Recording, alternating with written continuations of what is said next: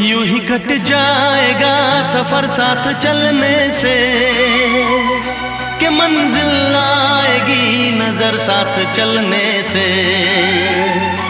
यूं ही कट जाएगा सफर साथ चलने से, कि मंजिल आएगी नजर साथ चलने से।